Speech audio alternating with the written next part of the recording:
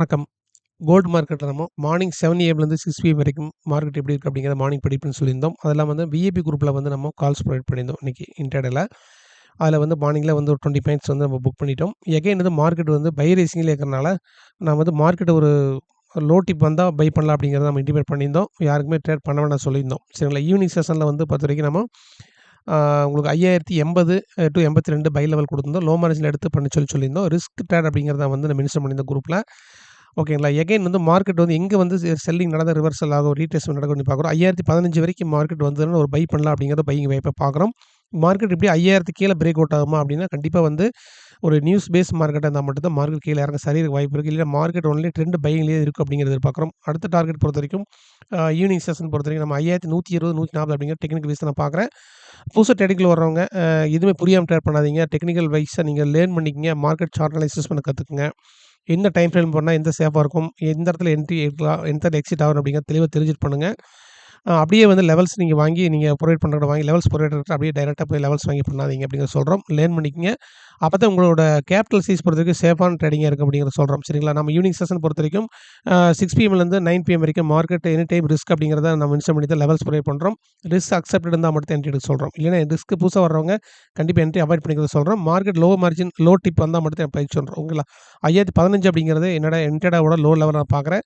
Suppose market இப்படியே sustain ஆகி market இப்படியே போயிருமா அப்படிங்கிறது வாய்ப்பு இருக்கு. அப்படியே போறக்கு வாய்ப்பு இருக்கு. ஏன்னா வந்து மார்க்கெட்டு நியூ ஹைல ட்ராவல் ஆயிட்டு இருக்கு. சரிங்களா? அதனால வந்து இறங்கறக்கு வாய்ப்புகள் குறைவு அப்படிங்கிறத நான் இந்த மூலம் சொல்ல வர்றேன். இப்ப இறங்குச்சுன்னா ஒரு 5015 வரைக்கும் மார்க்கெட் வந்து வரலாம் அப்படிங்கிறது வரும். ஒரு $60 அளவுக்கு மார்க்கெட் இறங்குனா தான் நம்மளோட பையிங் வாய்ப்பு நல்ல பிரகாசமா இருக்கும்.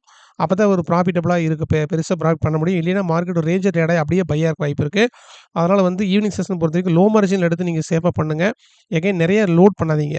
பை ஆர்டர்ஸ் நெறைய போடாதீங்க அப்படின்னு சொல்றோம். உங்களுக்கு கேபிட்டல் தகுந்த மாரி லாட் சைஸ் வந்து கொஞ்சம் குறைச்சு பண்ணிக்கங்க அப்படிங்கிறத நான் சொல்றோம். சரிங்களா? இல்லன்னா ஈவினிங் முடிஞ்ச வரைக்கும் ட்ரேட் அவாய்ட் பண்றது தான் நல்லது அப்படிங்கிறத நான் பார்க்குறேன். ஓகேங்களா? கோல்ட் ஆகட்டும், சில்வர் ஆகட்டும் மார்க்கெட் வந்து நம்ம அன்பிரெடிக்டபிளா மார்க்கெட் போயிட்டே இருக்கு.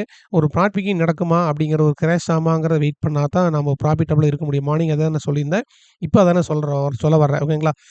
அதாவது 5015 அப்படிங்கிறது நான் லோ டிப்பா, பை டிப்பா பார்க்குறேன். அப்படி வந்தா நீங்க பை டிப் எடுத்துக்கலாம். சப்போஸ் மார்க்கெட் நியூஸ்ல வந்து மார்க்கெட் ஏதாவது கிராஷ் ஆச்சுன்னா, மார்க்கெட் வந்து அடுத்த லெவல் பொறுத்தவரைக்கும் நம்ம சொல்றது 4940, 4960 அப்படிங்கிறது பார்க்குறோம். 4960 அப்படிங்கிறது பார்க்குறோம். ஓகேங்களா? இந்த லெவல் வந்ததுனா நான் பை பண்ணலாம். அப்படிங்கிறத என்னோட அடுத்த பை லெவலா பார்க்குறேன். இந்த 2 விஷயம் தான் 4960, 5015 அப்படிங்கிறது ஒரு டேவோட லோ டிப்பா, பை டிப்பா பார்க்குறேன். இந்த வீக்ல ஃபுல்லாவே அதுதான் பார்க்குறேன். 4960, 5015 அப்படிங்கிறத நான் பை டிப்பா பார்க்குறேன். எகைன் மார்க்கெட் இப்படியே போச்சுன்னா, நான் 5120, 5140 அப்படிங்கிறத அடுத்து நான் வந்து பை லெவலா பை டார்கெட்டா பார்க்குறோம். இது வந்து இப்படியே கன்டின்யூ ஆகுமா அப்படின்னு பார்த்தீங்கன்னா, கண்டிப்பா வந்து மார்க்கெட் ஒரு செல்லிங் நடந்து போனா மட்டும் தான் நம்ம வந்து பை பண்றதுக்கு வாய்ப்புகள் நெறைய இருக்கும். அதனால நம்ம லெவல்ஸ் குடுத்தோனே நீங்க டப்புன்னு என்ட்ரி எடுத்துறக்கூடாது. ரிஸ்க் ட்ரேட் அப்படிங்கிறத நான் வந்து மென்ஷன் பண்றபோது, நீங்க ரொம்ப கவனமா இருக்கணும் அப்படிங்கிறத விஐபி ட்ரேடர்ஸ் தான் சொல்ல வர்றது. ஓகேங்களா? மார்க்கெட் ஒரு செல் ரைஸ் நடக்குது. நடந்ததுன்னா ஒரு பை பண்ணலாம் அப்படிங்கிறத பார்க்குறேன். 5015 வந்து எடுத்துக்கலாம். அது வரைக்கும் நீங்க பொறுமையா வெயிட் பண்ணுங்க. ஒண்ணும் அவசரம் இல்ல. சரிங்களா? இந்த லெவலுக்கு வந்துன்னு எடுக்கலாம். இல்ல வெயிட் பண்ணலாம். நாளைக்கு கூட இந்த லெவலுக்கு வந்தா பார்த்துக்கலாம். ஓகேங்களா? தொடர்ந்து இந்த வீடியோ லைக் குடுக்க மறந்துடாதீங்க. வீடியோ புதுசா தெரிஞ்சவங்களுக்கு ஷேர் பண்ணுங்க. சப்போர்ட் பண்ணுங்க. கோல்ட் ட்ரேடிங் பொறுத்தவரைக்கும் சப்போர்ட் வேணும்னா, நீங்க லேர்ன் பண்றதுக்கு விஷயங்கள உள்ள வரணும்னா கம்யூனிட்டிக்குள்ள ஜாயின் பண்ணிக்கங்க. அதெல்லாம் வாட்ஸ்அப் நம்பர் குடுத்துருக்கோம். டெலிகிராம் நம்பர் குடுத்துருக்கோம். வாய்ஸ் நோட் போட்டு ஜாயின் பண்ணிக்கலாம்.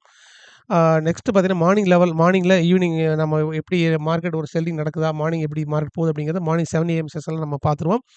நைட் செஷன் பொறுத்தவரைக்கும் கொஞ்சம் சேஃபா ட்ரேட் பண்ணுங்க. மார்னிங் வீடியோல சந்திப்போம். Thank you.